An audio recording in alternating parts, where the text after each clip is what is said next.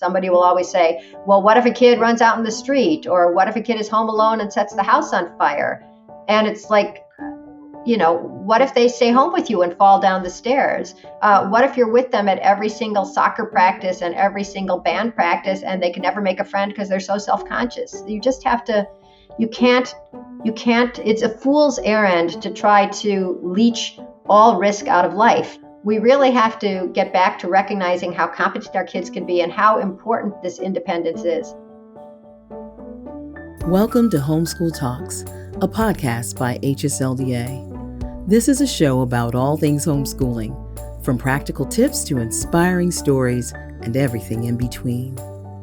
You can find show notes for this episode along with our other Homeschool Talks conversations at hslda.org/podcast.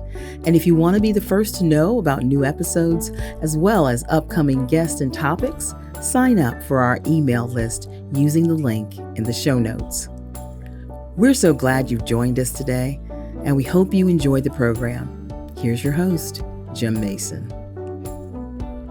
Well, greetings. My name is Jim Mason. I'm president of Homeschool Legal Defense Association, and this is another edition of Homeschool Talks, where we talk to interesting people about interesting things that are also of interest to homeschooling parents. And I'm very excited today to welcome Lenore Skenazy.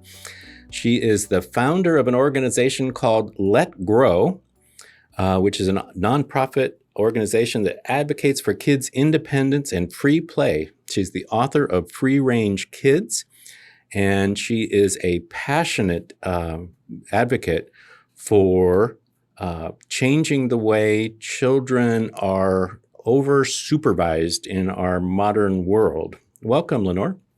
Well, thanks, Jim. That was a very lovely introduction. Well, so we were just recounting before we started talking on the recording about how we met years ago at a meeting of the American Legislative Exchange Council, which has become a big part of what you do, getting bills passed in different states to help free up kids from an overbearing state apparatus. And we'd like to get to that, and especially the most recent bill that you worked on with our very own Will Estrada here in Virginia, where I live. But first, I thought people would like to know your story. How in the world did Lenore Skenazy get involved in this work? So what happened is, and this has become like the story that'll be chiseled on my tombstone, when our younger son was 9, I have 2 kids, he started asking me and my husband if we would take him someplace he'd never been before here in New York City, where we live, and let him find his own way home by subway. And we said yes. And so one sunny Sunday, I took him to Bloomingdale's, a super fancy store that we don't shop at. And I left him there because Bloomingdale's sits on top of a subway station. And so all he had to do was go downstairs, which he did, and find the correct subway. There's a bunch of subways there, but he found the right one. And he took the subway down to 34th Street, the Miracle Street. And then he went across town to our apartment building, 18th floor. He comes upstairs, levitating, outlandishly proud, beaming, because he had finally done something that was grown up, that he felt ready to do, and we believed that he could do. And I was a newspaper columnist at the time. What a sad trajectory that part of my career has had. But in any event, back then I had a thriving newspaper column, so I wrote a column called Why I Let My 9-Year-Old Ride the Subway Alone.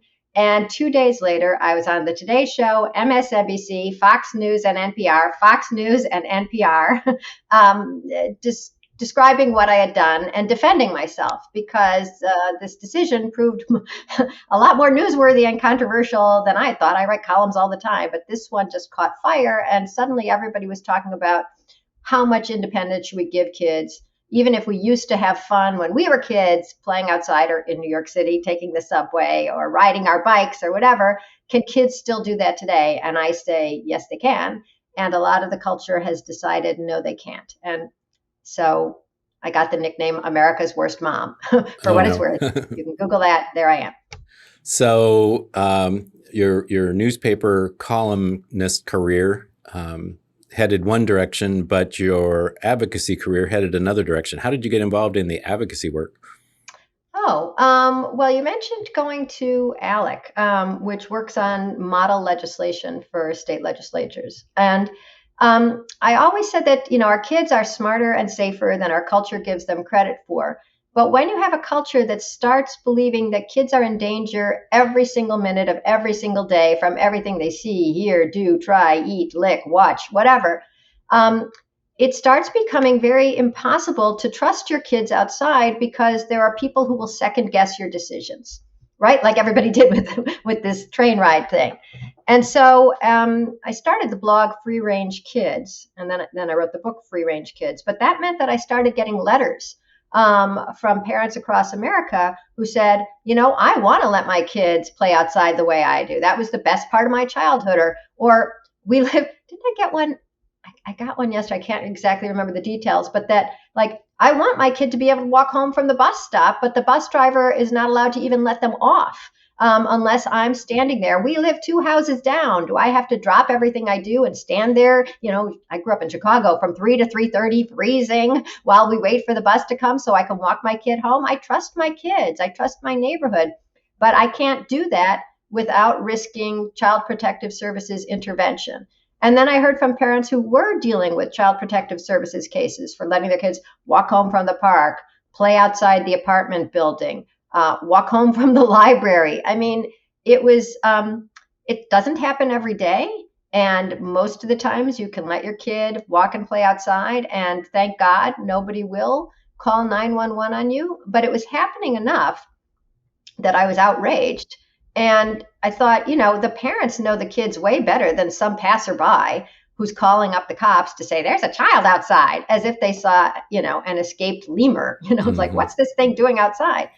And so I thought, to make it easy and normal again to give kids sort of an old-fashioned childhood, we also have to make it legal. And I gave that speech at the ALEC conference once, and a man named Connor Boyack, who runs Libertas, a libertarian organization in Utah, heard it. And God bless him. He went back to Utah and he proposed a law, and he found a state legislator who thought it was a great one. And he proposed it in the halls of the local Senate and House of Representatives, and it got passed unanimously. And so in 2018, Utah became the first state to legally say, we want kids to be independent. We think if they're playing outside, walking to school, staying home for a little while, even waiting in the car a few minutes, these are not things that are up to the state to decide when that happens. It's really up to the parents. Unless the parents are putting the kid in obvious, serious, likely danger, which nobody wants, especially me, then it's really up to the parent who knows the kid and knows the neighborhood to decide when to give the kid some, what we call now, reasonable childhood independence. And so after the Utah law was passed, and it got a lot of fanfare because it was like the first free range state, this wonderful lady named Diane Redleaf, who's been a lawyer fighting Child Protective Services for about 40 years on behalf of good families needlessly torn apart by bureaucrats, she said, let me work with you and we'll try to get it into more states. And that's what we've been doing ever since, picking a couple of key states each year and trying to get this reasonable childhood independence law passed. There's an interesting intersection between your work and my work here. So I've worked at HSLDA now for almost 22 years. And the very first big case that I worked on involved a 2-year-old who was spotted outside the front door of her rural home naked. And somebody phoned in an anonymous report, and CPS came and started investigating this homeschool family while the mom was actually out on the back deck when she arrived, homeschooling the kids. And, the 2-year-old was obviously safe and sound. Wandered. Right. That case went all the way to the Supreme Court of North Carolina because we objected to being investigated when what had happened was, a typical thing that happens in every family where when they got up off. Yeah, when they got up in the morning, the 2-year-old, one of the older children was changing the 2-year-old's diaper, and when he turned to get the clean diaper, the 2-year-old saw the cat out the front door and went down the steps to find their new kitty cat. And at that moment, somebody drove by. And, the next moment after the car was passed, the older child went out and brought the kid back in. And that went all the way to the Supreme Court of North Carolina, which held that, that's an event that happens every day. If we count that as child abuse, we're in big trouble. So I wasn't aware of your work back then. Probably, maybe it didn't exist yet. Back then. It didn't exist yet. But there's your excuse.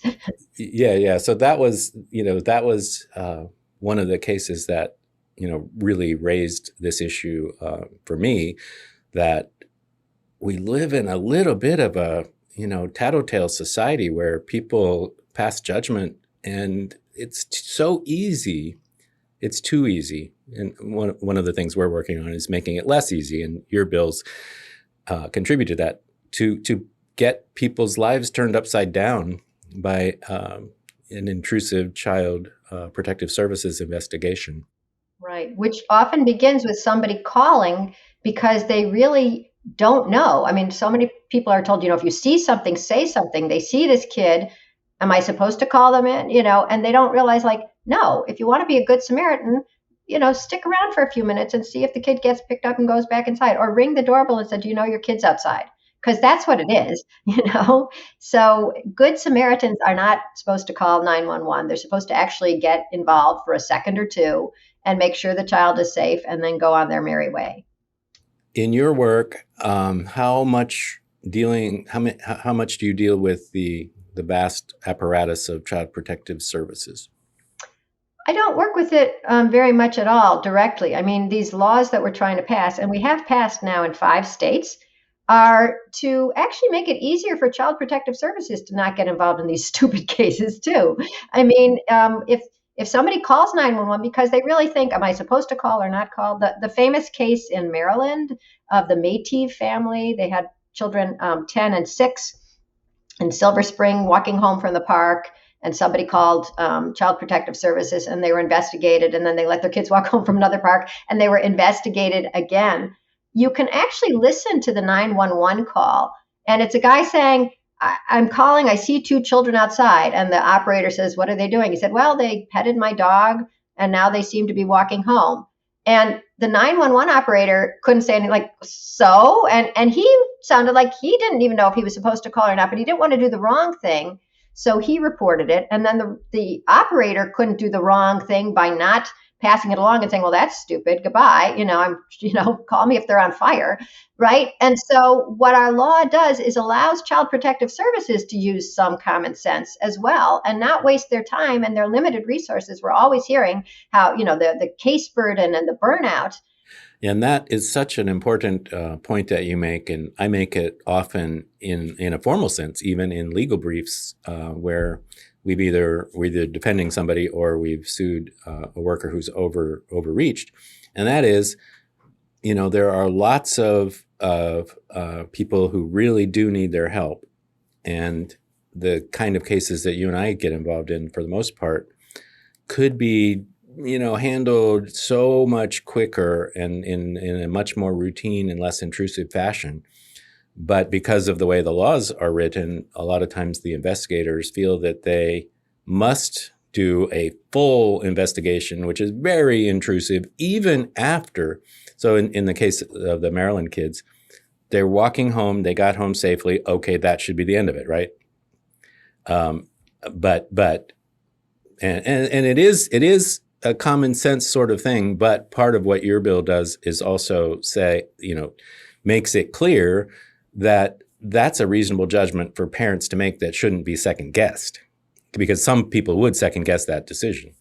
Right. And so there was just a fantastic piece published in, I think it's the Journal of Social Policy, that reviewed literature from child development psychologists and also children around the world to get some reality in terms of what kids are capable of. In America, we seem to have diminishing expectations every year for how much our kids can do on their own, to the point where the American Academy of Pediatrics actually came out with a paper, I think I don't know, maybe 12 years ago or 8 years ago, that said no child should cross the street alone until age 10. And I'm thinking, that's very strange, because when I was a 5-year-old, I was walking to school and my crossing guard was 10, right? So somehow in a generation or two, we've decided that kids not only can't be the guards, they can't even cross the street. And so the actual age that kids are capable of starting to do some things on their own unsupervised is somewhere between 4, 5, and 6. And of course, this doesn't happen automatically. You have to, get your kids ready and make sure that they're not the runners and that they do obey, don't leave the yard or don't go beyond the street or don't go into the street. Even if the ball goes into the street, don't go into the street. We have to teach our kids to be aware and responsible, but we then are allowed to start stepping back. But in America, the idea is that no, don't ever step back. Maybe when they go off to college, you can finally step back, but you'll probably be tracking them, right? And seeing if they're in their dorm every night, which only proves that their phone is in their dorm every night. So this paper, we hope, will sort of recalibrate some notions of when kids are allowed to do things. There are states, we're working in Connecticut right now to change the law. In Connecticut, the law, the criminal law says no child can be unsupervised until age 12. I mean, I have to say it, that's crazy. I mean, 12-year-olds were the Babysitter Club books, the babysitters were 12, and you're saying they can't even be alone. They need a babysitter, and then the next day they are a babysitter. I mean, that just doesn't make sense. I've done some babysitter work. I'll bet. Weirdly. And, I'm not going to be able to quote chapter and verse, but most of the time, like the American Red Cross has a babysitter training course, and it's geared towards 12-year-olds, if I remember correctly. So yeah. There's a big disconnect in what kids are actually capable of and the way society is trended. You mentioned unsupervised play. That's a big problem for development that I've been reading about, that not letting too many children have every moment of their day completely organized and supervised, and they don't learn skills that are important for their development and their adult life because they don't have to work things out for themselves, and they don't get a chance to invent games. They're always playing. Right. And so how do your bills change all that? Yeah. First of all, yes, there's just way too much structured time in kids' lives these days. And none of us want a job where we're micromanaged. Neither do kids, right? And you want an employee, an adult, and a child to be able to figure some things out by themselves, not only what to play, but was the ball in or out and what to do. Jim's bringing his baby brother along and we got to involve him, or the baby's going to cry and then we all have to go home. So there's all those social emotional skills that you learn, how to get along and make something happen and deal with conflict, that you learn when an adult is not running the deal for them. Of course, if going outside is considered illegal by somebody who sees you as a 6-year-old playing with your 10-year-old brother, we had a story with a family in Virginia who ended up testifying on behalf of our bill. The mom has children 8, 6, and 4, or maybe it was 9, 7, and 5, something like that. They were playing outside rural Virginia, and the kids were playing on the lawn next to their home. So I'd say that's pretty close. And the mom was home and she could see them out the window, not that she was staring at them every single second and, tapping at her watch or videotaping them or anything. She was just a normal mom doing some stuff other than constantly supervising their play. And somebody called 911 and they were investigated by Child Protective Services, who then made the parents sign a little form that says, we'll never take our eyes off them again until God knows when. And so you can't have that. I mean, what those kids were doing was developmentally rich, right? They were coming up with something to do on a lawn. Lawns are pretty boring, right? So they had to come up with a game to play and something that involved the littlest kid and was still interesting enough for the oldest kid, and to not bother their mom for a while, to teach themselves how to get out of boredom, how to not be bickering so much that there's no fun. I mean, these are fantastic skills. And why do you move to a place with a lawn? You move to a place with a lawn. I don't have a lawn, right? You move to a lawn so kids can play on the lawn.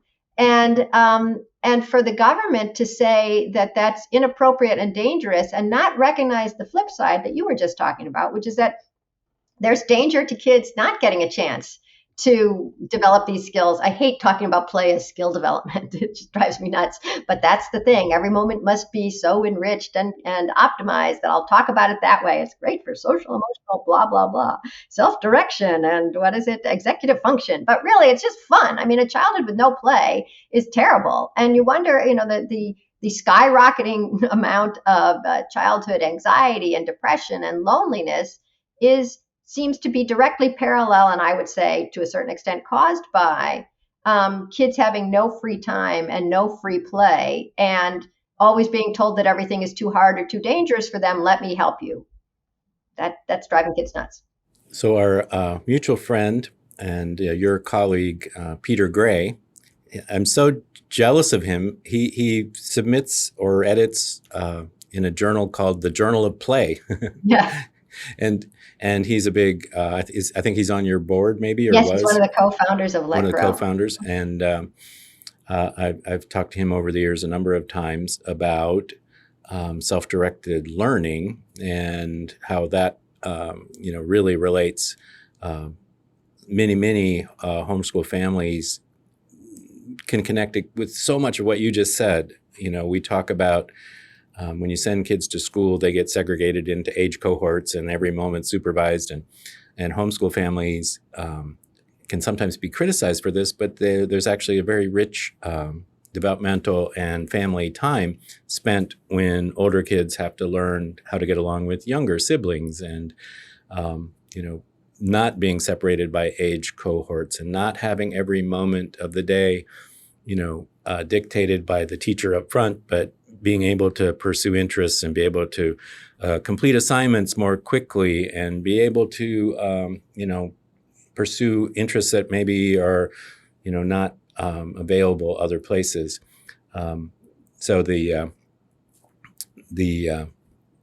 Let Grow philosophy, the self-directed learning philosophy, the childhood development, and the sort of, the trend in the Child Protective Services apparatus has been more towards, and maybe the culture too, the society. I mean, it's definitely reflecting and creating the culture. And, right. Yeah, and so you're sort of swimming upstream of culture. What's that experience been like for you? I mean, you're out there. You've got Utah, Colorado, Texas, Oklahoma, and most recently here in my home state of Virginia. How are your efforts received? Let's focus on Virginia since that's the most fresh in your mind. So, we're upstream and we're also with the stream. Upstream is this idea that somehow children are in danger every second of either being kidnapped, raped, and eaten, or falling behind in their schoolwork. And either way, it means that we have to be with them every second to protect them from danger and also to make sure that we're optimizing every single minute, and getting the most quadratic equations in them per second so that they will get into Harvard.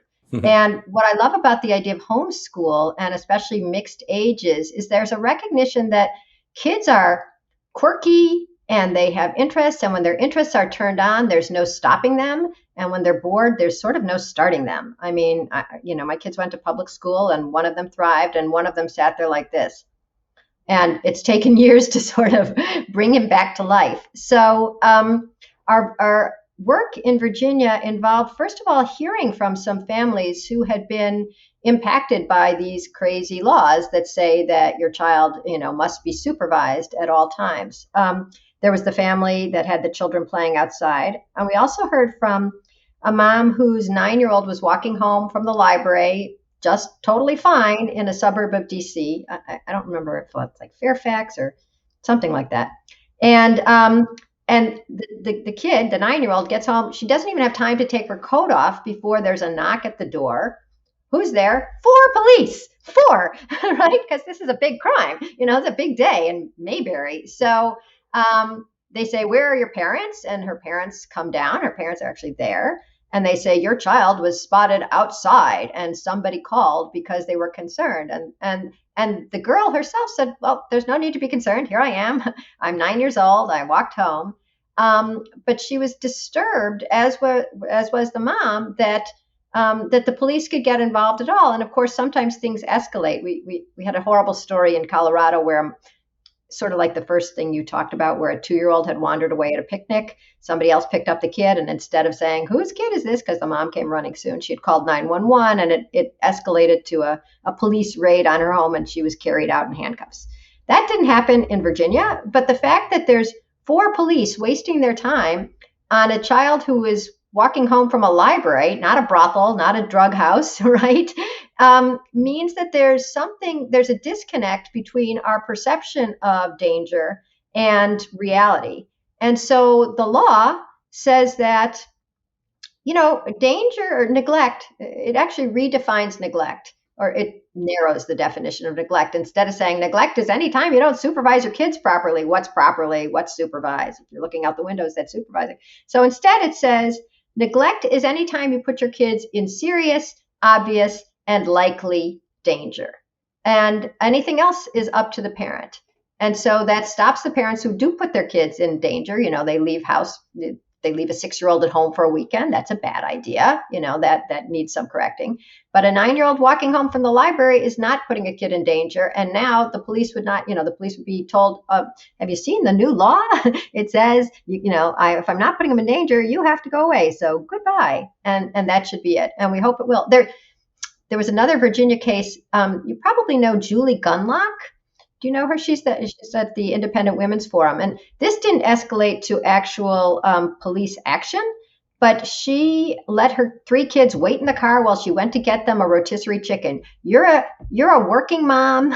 You got 3 kids, and you have to get food on the table. You're allowed to go in, get a rotisserie chicken, and come back. That's not leaving them in a parking lot for 5 hours. That's not locking them in a safe, And she was approached by a guy who said, I'm from the FBI, and I happen to notice you let your kids stay there. And she started spouting actual crime statistics at him. Because you're from the FBI?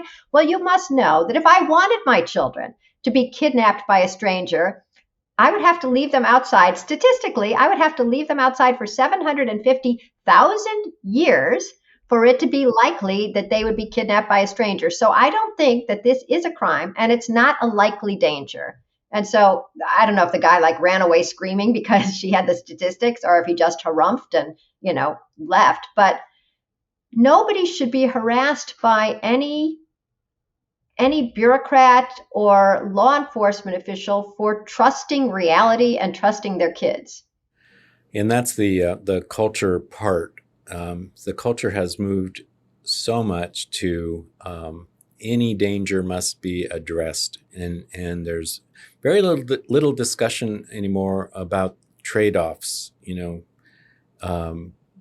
The trade-off between allowing children reasonable independence and considering every time a child is reasonably independent to be a dangerous situation. So much of our culture is erring on the side of, well, it's better to be safe than sorry in this situation. It might be perfectly okay, but if I don't do something, and something terrible happens, something that will take 700,000 years to actually happen. I mean, the trade-off, right? There's the trade-off. So you worked on this bill. How was it received in the General Assembly? Oh, you mean in Virginia? In Virginia. We have a General Assembly. Other states have legislatures, but we have a General Assembly. Right, and you have delegates, not representatives. Right. Yes. Well, I have to say it passed unanimously, so I'd say it was received pretty well. It was great. We had, Will Estrada was helping us all the way. He's at Parental Rights, but he used to work with you. Probably learned at your knee. And gosh, what he learned was so great.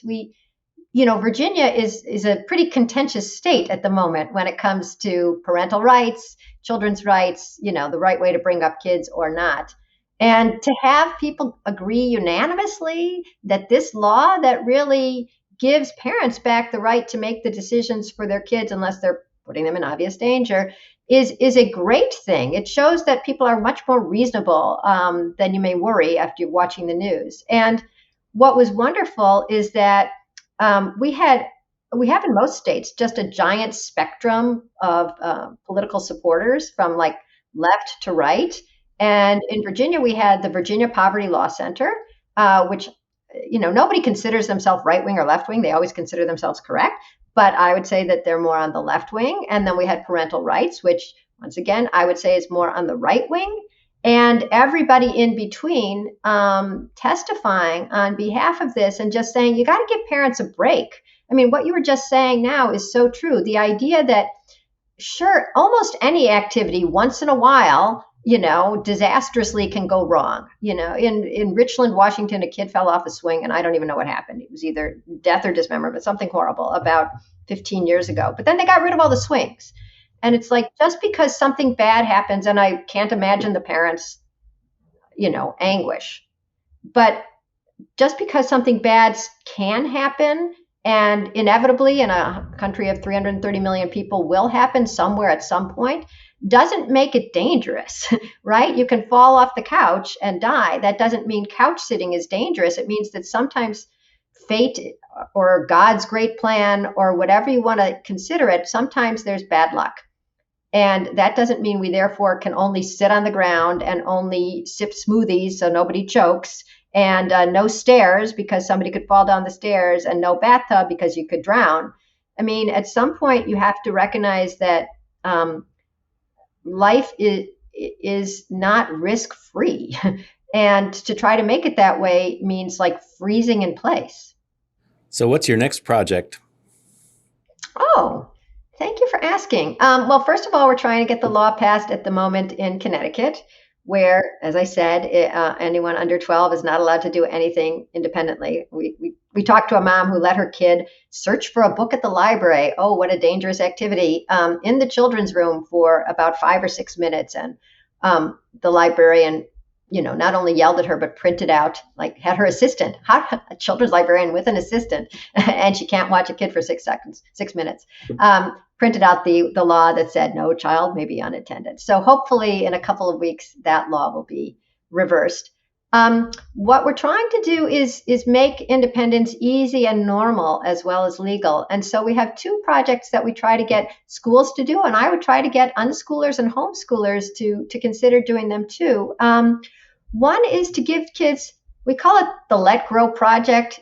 I don't care what you call it, but basically and everything on our site is free. So if you go to Let Grow, there it is. And it says it's a homework assignment that tells kids, go home and do something new on your own without your parents. Obviously, you're there with your parents now if you're a homeschooler. Have them do something new because our culture has forgotten just how competent kids can be. I have a feeling homeschoolers are a little more aware than us public school people.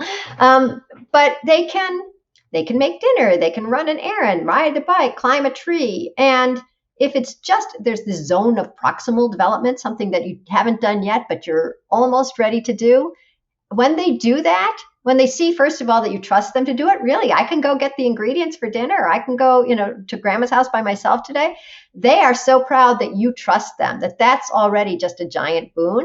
And then when they do the activity and come back, it's a game changer, because instead of seeing your kid as like this lovely, wonderful, accomplished, smart kid, they're also a blossoming person in the world. And that's very fulfilling to parents. And that's a joy in parenting that we've sort of taken away from parents. If you're with your kids all the time, taking them and watching them and helping them and intervening, you never get to stand back and go, wow, it's working, right? This kid is going to be okay. So we recommend that parents allow kids to do more things on their own, gradually or quickly. And we're actually having we're sponsoring a study at Long Island University. A professor of psychology named Camilo Ortiz is treating children who have a diagnosis of anxiety, like kids with actual anxiety, not just me being a nervous person, but worse. He's treating them with the Let Grow Project and having them do independent activity after independent activity. And because it's not, cognitive behavioral therapy deals with if you're afraid of doing X. You're afraid of dogs. Here's a picture of a dog. Now you're in a room with a dog. Now you're petting the dog. And now you're not afraid of dogs anymore. This says, you're afraid of dogs? Okay, why don't you go to the deli and get me a ham sandwich, right? Because that's something that's exciting. Oh, I get to go to the deli and handle real money and get something for mom. And so it's creating the same kind of independence and confidence that you want to have in any anxious kid, but it's not forcing them to immediately deal with the thing that makes them the most miserable. So that's hard for parents to do, to force them to do something horrible. And it's hard for even the therapists to say, okay, we're going to put you in a room with a dog. I hate this too. But if it's something like, well, I would really like to, take a train or climb the tree, then it's turning out to work faster, at least in this tiny experiment, than cognitive behavioral therapy on reducing anxiety. So really, what I'm hoping is that this idea of childhood independence that we've been talking about all day today has been whittled away by fears that something bad will happen to them. We'll start recognizing that it's not only good for kids, it's almost imperative. Unless you want kids to feel stunted, distrusted, and depressed, we really have to get back to recognizing how competent our kids can be and how important this independence is. So we're trying to get childhood independence into schools. I know it's a bad word here, through the Let Grow Project, and to homeschoolers through a home version, which we also have of the Let Grow Project. And we're trying to encourage more mixed age free play. There can be an adult somewhere. If it's at school, I always imagine a teacher in the corner crouching with an EpiPen. But, the adult is not organizing the games, is not solving the arguments. Peter Gray came up with a list of things that anyone observing can look for so they don't intervene. They'll be so busy observing, like anthropologists or bird watchers or something, that they don't are you seeing mixed age children play together? What happens if there's any bullying? How do kids solve an argument? What new game have they come up with? Because you'll see all of that, the good and the bad. And that's the other strange thing about our era, is that we think if anything's bad, there can't also be good to it. But if kids I'm not saying bullying is good, but I'm saying arguments are okay because they're going to be part of your life. And to figure out how to, who gets to be Batman, if anybody plays Batman anymore, I did. Who gets to play, who gets to be Super Mario, which is also old at this point. Anyways, the point is that arguments are good and parents have to step back and let kids muddle through a little bit, and they'll be delighted to realize the resilience and the sort of problem solving that kids come up with. Well, I know that we at HSLDA and Will Estrada with Parental Rights were delighted to work with you in Virginia. Will was clutch. Oh my God. Yes. Well, we needed a sponsor. We needed a sponsor for our bill, and Will Estrada with Parental Rights knows everybody in the, not only in Virginia, he seems to know everybody in, the state legislatures across America, because we're using him in other states too. He's just fantastic. And he's such a lovely person that he can pick up the phone and people won't go yuck. They go, oh, Will. So I do that too. It's like, oh yeah, call with Will. And so he, and I think working together with Mike Bowman from ALEC, they both knew Jill Vogel, who's a senator in Virginia, who's so smart and also very pretty. And she became our Republican sponsor of the bill. And I'm glad I'm talking to you. I can't remember the name of our Democratic sponsor, but in most states, we've ended up with a Democrat and a Republican sponsor. It seems like it's so common sense. Of course, we should let parents let their kids play outside or walk to school. But every year we try to pass the law in about 4 or 5 states, and it's been 4 years and we've passed 5 laws. So it's not easy to pass because of what you were talking about before. Somebody will always say, well, what if a kid runs out in the street? Or what if a kid is home alone and sets the house on fire? And it's like, what if they stay home with you and fall down the stairs? What if you're with them at every single soccer practice and every single band practice and they can never make a friend because they're so self-conscious? You just have to, you can't, it's a fool's errand to try to leech all risk out of life. We've become really sort of babies when it comes to saying, if it's not 100%, I don't want to do it. It's like, sorry, can't. I think it's one of the more remarkable things that I get to work on. And what makes it remarkable is that partisanship is less of a problem and less important, where we might disagree on 90% of things, out there in the world. lots of people from all across the political spectrum and socioeconomic spectrum can agree. Well, it's sort of bipartisan both ways in one sense. A lot of people from across the political spectrum agree with this approach and support your bills. But there are people left and right who oppose it as well. Yes, there are. Right? Yes, there are. Yes. Why haven't we passed it in 50 states yet? That's right. There's a reason, right? It's going down in flames in Nebraska at the moment. The other thing is that, if things have been done one way for a long time, it's, inertia is quite a powerful force. I think your organization is probably going like gangbusters thanks to a very upending event, which was COVID, when people saw, what their kids' education was and their kids were home with them. And they, that was, you need like you need something to shake people up. And especially if you're a bureaucrat and you've always done things one way and somebody is saying, well, from now on, maybe you have to consider this instead or try it this way. I didn't like it every time I worked at a newspaper. Every time they brought in a new computer program and we had to learn how to use it, I was like, oh, shoot, I hate this. But then you learn. You do have to move on. Otherwise, I'd still be writing on I sort of am still writing on. And you know what? I mean, look at us. We're like. There we are. I don't. Let's say you. It's a few years ago. Who would have even thought about doing something like this? Well, so you used to write for newspapers. You still write occasionally. I read your stuff at reason.com. And where else can people find out more about what you're writing and your organization?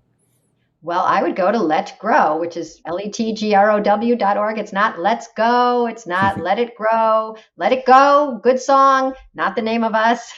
And I write the blog there too. So you can read what I'm writing. I'm always complaining about something. There's always somebody who has been arrested or misunderstood. Or once in a while, a kid starts a camp. Or there was just the other day that 13-year-old saw the bus driver have a heart attack or something, and it took the wheel and turned on and pressed the brake and saved a school bus full of kids. We celebrate those things too, just to remind ourselves that like kids are humans, right? They're not just, people always say, well, you wouldn't leave $1 million at the library for 6 minutes. Why would you leave your kid? And it's like, because $1 million isn't going to browse through the books and find a Curious George book that they like, or kick if you try to bother them. So just trying to remind people of their own childhoods too, and how much they got from playing, downtime, weird interests that nobody else would share. I spent a lot of time looking for four-leaf clovers. I'm not sure where it got me, but it didn't stymie me. I mean, just trying to remember, I think homeschoolers get it, that there's a lot to be learned just by following your interests. And in regular school, there's often not that much time for that, but at home there is. So come to Let Grow and you'll see what we're all about. Well, thanks so much. My guest today, Lenore Skenazy, and she is the founder of Let Grow. You can find out more about what they do at letgrow.org. And we've really been delighted working together with Let Grow through our friend and compatriot Will Estrada, who has... I just got to tell, so I'm supposed to be signing off right now, but I got to tell one quick story you reminded me of about Will Estrada. Years ago, I used to be the president of parental rights as sort of a side gig to my HSLDA work. And so I had to go to Capitol Hill in Washington, D.C. Relatively frequently, a lot more than I used to. And Will Estrada was, my guide on Capitol Hill. And you mentioned what a winsome man he is. On Capitol, you've been on Capitol Hill, so you can walk on the surface streets, or you can take the tunnels and into office buildings and into the Capitol building and into the cafeteria. Yeah. Well, so going with Will Estrada, it's like being, you mentioned Mayberry, it's like being on Main Street, Mayberry. Everybody knows Will Estrada on Capitol Hill. It was a real eye opener, a real fun thing. And we happened to be on the Hill one day. And it was sort of a historic day when, in the early Trump administration, Betsy DeVos, as the education secretary, was up for a confirmation vote in the Senate. And we knew that was, and we were done with our business. I said, wouldn't it be kind of fun to be in the Senate gallery and see this historic moment, because it's going to be 50-50 and the vice president has to come in and vote and break the tie, just to be present at a historic moment. So Will gets on his phone and he calls somebody and we head off to a congressional office, meet with the congressman. He gives us tickets to go to this confirmation hearing, and we get there just barely in time, and we get to witness Mike Pence come out and vote the 51st vote to confirm, so it was that's Will Estrada, and that is Will Estrada. It was a lot of fun, and I get to work with him still. So anyway, now I got to sign off for real. Okay. My name. I'll let you. Yeah. Thanks again, Lenore. And I'm Jim Mason, president of Homeschool Legal Defense Association. You can find out more about us at hslda.org. And if you're not a member of our organization, please consider joining to support the work we do. And if you'd like to donate, there's a way for you to donate there at hslda.org as well. And if you've enjoyed this podcast or others, do that thing that people do on those things that help other people find your podcast. Link to it or share it or like it. That's it for me. So Lenore, thanks again for joining me today. Oh, thank you, Jim. This was really fun. Today's program is made possible by HSLDA's online store.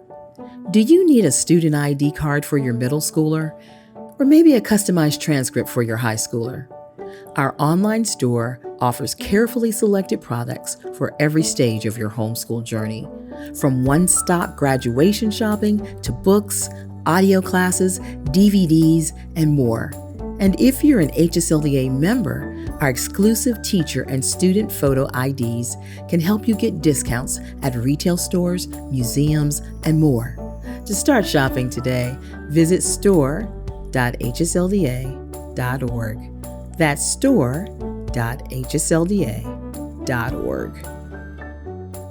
Thanks for listening to this episode of Homeschool Talks. If you've enjoyed this conversation, will you do us a favor by sharing it with a friend or leaving us a review on Apple Podcasts? As a reminder, you can find show notes for this episode along with our other Homeschool Talks conversations at hslda.org/podcast. And if you want to be the first to know about new episodes, as well as upcoming guests and topics, you can sign up for our email list using the link in the show notes. That's all for now. We hope you enjoyed this program, and we'll see you next time.